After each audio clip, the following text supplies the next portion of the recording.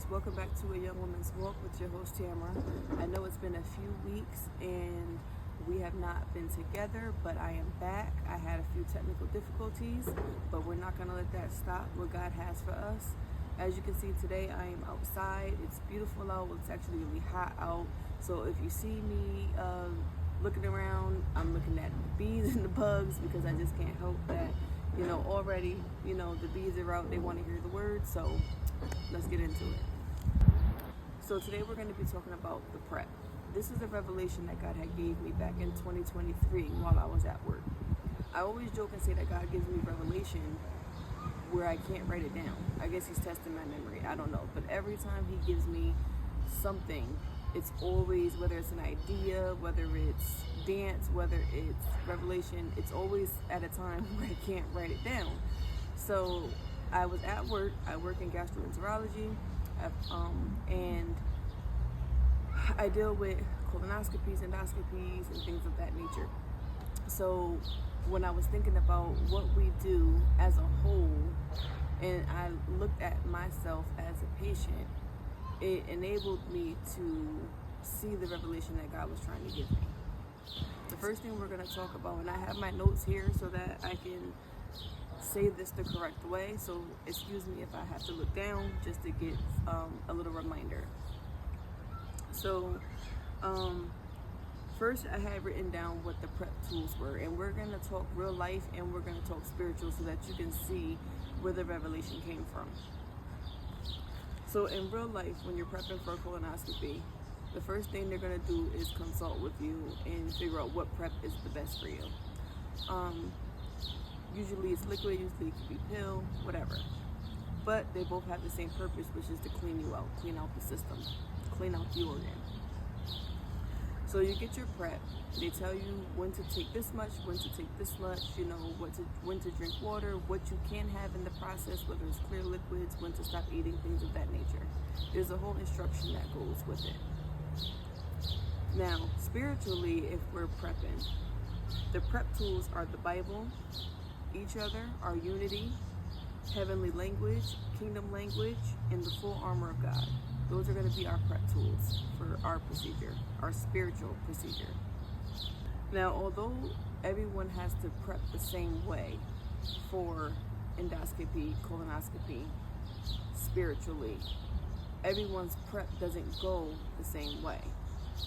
And just because you prep doesn't mean you'll be 100% cleaned out. So the purpose of the clean out is so that there isn't anything toxic, any waste, anything that is not supposed to, that is supposed to be there at the time, but it's too messy and too unorganized for the doctor to see what it is that may need to be removed or may need to be done. And it's the same thing spiritually. God preps us.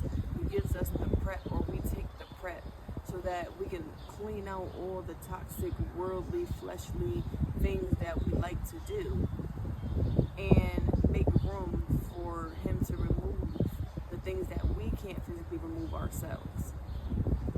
Now, I say that because when God gave me the revelation, he made sure that I realized that when you do the prep, it doesn't remove polyps. It doesn't remove, anything like that.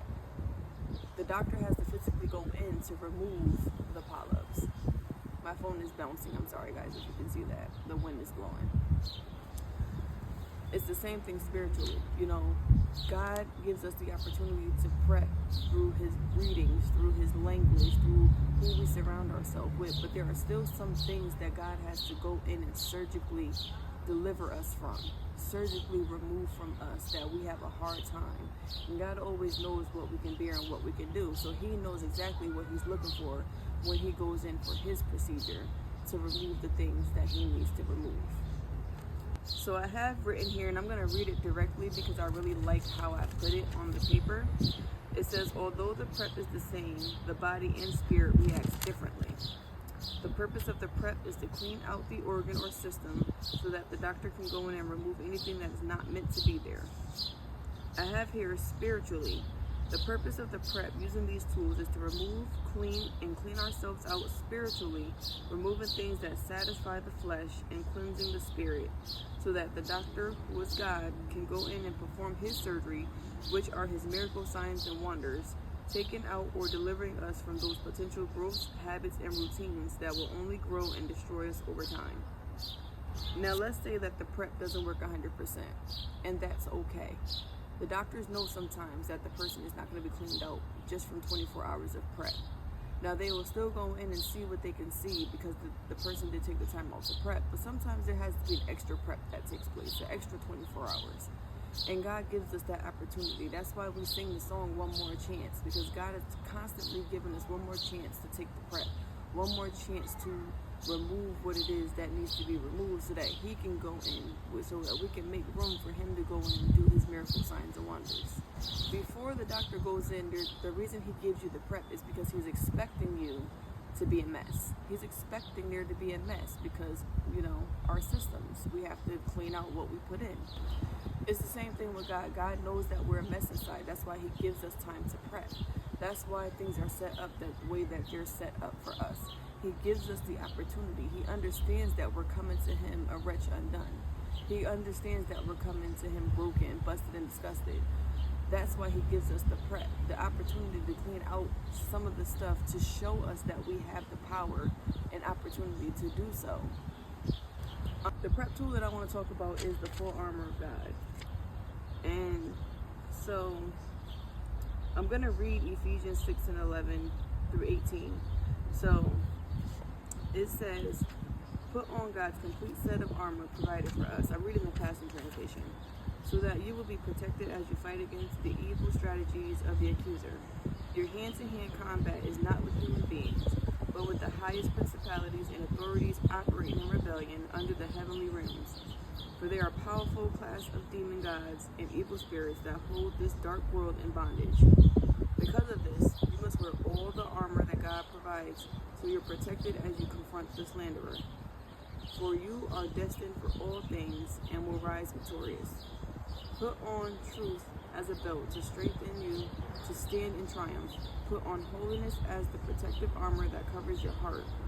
Stand on your feet alert, then you'll always be ready to share the blessings of peace. In every battle, take faith as your wraparound shield, for it is able to extinguish the blazing arrows coming at you from the evil one. 17 and 18. Embrace the power of salvation's full deliverance like a helmet to protect your thoughts from lies, and take the mighty razor-sharp spirit sword of the spoken word of God. Pray passionately in the spirit as you constantly intercede with every form of prayer at all times. Pray the blessings of God upon all his believers. So I read that because one of the tools was the full armor of God. Now, I had in my notes, and I would love to be corrected if I'm wrong. In my notes in my phone, they were incomplete notes. So I don't know if maybe I just jotted it down real quick. I tried to find the service that it was or the Bible study that it was. I think it was one of those Bible studies where people were allowed to ask questions or make comments after. I'm not sure how exactly it happened, but I remember it happening, obviously, because I wrote it down. So, back in 2023, I think it was Minister Jerry who had made a comment about the armor being everywhere but our backs, because God has our back. In a procedure, when you're in the colonoscopy, when you're lying on that table, anesthesia has you out completely. You're fully defenseless. You're in the doctor's hands and the anesthesiologist's hands at that point. And I'm speaking from where I work, of how we're positioned around the table. You have anesthesia on one side in the front. You have the nurse up top at the head. You have the doctor who is at the point behind you with the tech. And then there's a wall where there's no protection. There's just a wall. But yet the patient lies there knowing that they are covered at all angles. It's the same thing in the spirit. We have to know that when we have on the full armor, that anywhere that is not covered, God is standing there, ready. So this is going to be kind of a quick revelation podcast. I know I usually try to do at least 20 minutes, but I really just wanted to get this point across. I have been holding this in for 2 years now. And actually, you know what? This came because I was supposed to be in a lineup to do a Bible study, I believe. It was me and Danica that were supposed to do it, and we actually our day got canceled. We're gonna talk about the prep, the surgery, the recovery. So we talked about the prep, the clean out. We talked about why we do the prep. We talked about the surgery. So God going in and removing all these things. That's what I read to you guys. Now let's talk about the recovery. When the patient goes into recovery and they wake up, the doctor comes in and shows them or tells them, you know, what it is that they removed and how much longer, here's the key, how much longer it is until they have to come back. And that was so significant to me, because a lot of times we think that, okay, we were delivered, that's it. But that's not it, because just because you do the prep one time doesn't mean that you won't need a prep in 5 years. It doesn't mean you won't need a prep in 3 years. It doesn't mean you won't need one in 10 years. Everyone is different depending on what God removed, what the doctor removed. So never expect that you're only gonna prep one time and that's it. And then when you mess up, it's like, oh my God, this is it. No, because when in due time, when God says it's time to prep again, you will be prepped again and doing the procedure all over again. And they do that because they know that, you know what, this person had this in, this could come back, this is a possibility, so let's keep an eye on it. It's the same with God. You're never on this journey alone. If he knows that he had to spiritually remove something that could possibly try to linger or try to be an attack or try to be a weapon that will form but will not prosper again, he will prep you and go back in and make sure that that thing that is trying to grow or trying to just linger does not do what it is that it sets out to do. We have to understand that God is always with us. He's always working on us. But we got to remember to use our tools. We got to remember to surround ourselves with people with the same goals. We have to remember to constantly prep ourselves so that we're always ready for that spiritual surgical removal of whatever it is that is not supposed to be there. You know, we are not perfect people. There's only the perfect God. He knows that we make mistakes. That's why we get new grace and new mercies every day. You know, and that's why we have to repent. And in the young adult ministry, we talked about how we have to die daily, all the time, spiritually, because if not, this flesh will overtake you. Like mentally, I think, you know, mentally we struggle because we're always striving to be perfect. We're always worried about, you know, oh, well, you know, I shouted today, so I can't be, you know, doing this the next day and someone sees me. Listen, you are delivered on your time of deliverance. You are delivered when God says you're delivered. Man has no say-so in when deliverance takes place. And that's just that. So who cares what man has to say? Your relationship with God is all that matters. What you talk to with God is all that matters. The prep that you do only matters to the doctor performing the surgery. So the spiritual prep that you do, the only person that's worried about that is God, the doctor who performs the surgery. So it doesn't matter what man has to say. You think those patients care what the techs and the other patients say on the floor? The only thing they care about is that report that comes in from the doctor when they wake up. And that's how we have to be spiritually. Who cares what man has to say? The only report that we should care about is the one that comes from the heavens. The one that still small voice, that picture when you're walking by and you get that revelation. That's the only thing that matters.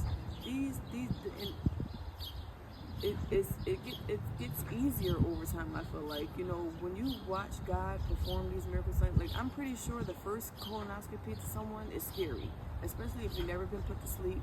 If you never, like, there's so many, you don't know how you're gonna deal with the prep. You know, it's scary, but as you do it, you're like, oh, I can do this. I know this procedure already, and I know that I know he's gonna remove what it is, and I'm gonna get up off that table, you know, with things removed that weren't supposed to be there.